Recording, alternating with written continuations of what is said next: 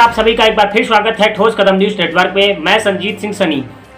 चलिए बात करते हैं किसानों के ऊपर। किसानों को लेकर न जाने समाज में किन किन तरीके की अफवाहें फैलती हुई नजर आ रही हैं। कुछ लोग कह रहे हैं, सिख समुदाय के लोगों से जब मैंने संपर्क साधा इसी विषय में, तो सिख समुदाय के लोगों के द्वारा ये सुनने को मुझे मिला कि उनको टारगेट किया जा रहा है। बड़े शर्म की बात है, ये समुदाय जिसे कम से कम भारतवासी होने के नाते हमें सबसे ज़्यादा सम्मान देना चाहिए, क्योंकि सिख कौम ही, सिख पंथ ही ऐसा एक पंथ है जिसमें 85% लोगों ने आंदोलन में, चाहे कहो, चाहे देश की आज़ादी के लिए कहो, चाहे बॉर्डरों पर कहो, 85% शहीदी में हिस्सेदारी अपनी निभाई है। जब भी हमारा देश आज़ाद हुआ था तब भी सिख कौम के लोगों ने आगे बढ़ चढ़कर हिस्सा लिया था, और आज की डेट में सिख पंथ से करीब 85% लोगों ने शहीदी में अपना नाम दर्ज कराया है।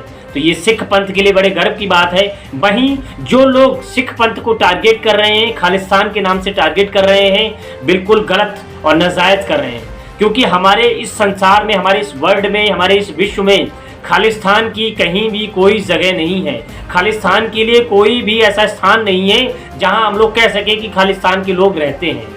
सिख पंथ पूरे विश्व में, हर देश में, हर स्थान पर बसा है। उनका व्यक्तिगत अपना कोई देश नहीं है।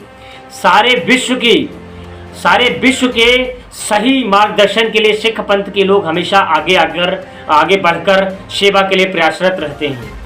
आप लोगों ने यह भी देखा होगा, यह भी सुना होगा कि सिख पंथ के लोग जब भी अरदास करते हैं तो सर्वत्र के भला, सभी के भलाई की बात करते हैं। उसमें किसी खास समुदाय के लोगों के बीच की बात नहीं होती। सभी के विश्व में जितने भी लोग हैं, जितने भी समुदाय के लोग हैं, चाहे वो कीट पतंग हो, चाहे वो जानवर हो, चाहे वो इंसान हो, सभी के भले की अरदास करते हैं। जब भी वो अरदास करते हैं, चाहे वो अपने व्यक्तिगत प्रोग्राम में करते हों, चाहे वो सामूहिक प्रोग्राम में करते हों, तो ऐसे पंथ के लोगों के लिए उनको टारगेट करना, उनको खालिस्तानी से लेकर देशद्रोही, आतंकवादी कहना, तो कहीं ना कहीं अपने आप को दोषी ठहराने जैसा है। चलिए अब बात करते हैं किसान आंदोलन की। यह किसान आंदोलन जनहित का आंदोलन है, जिसमें सभी वर्ग के लोग, हिंदू, मुस्लिम, सिख, ईसाई, सभी धर्म के लोग इस आंदोलन में शांतिपूर्ण तरीके से डटे हुए हैं, और किसानों की हक की मांग को आगे बढ़ाने के लिए 3 बिल जो पारित किए गए उनको वापसी, तथा साथ ही साथ एमएसपी पर कानून बनाने की बात को लेकर अड़े हुए हैं। तो कहीं ना कहीं किसानों को और सिखों को टारगेट करना इस आंदोलन के पीछे एक राजनीतिक कारण हो सकता है।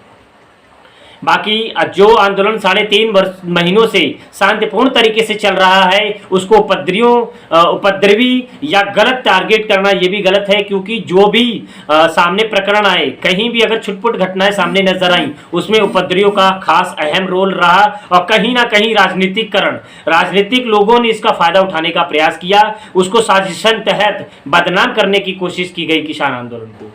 तो किसान आंदोलन 3.5 महीनों से शांतिपूर्ण तरीके से चल रहा है, जो आगे भी चलता रहेगा।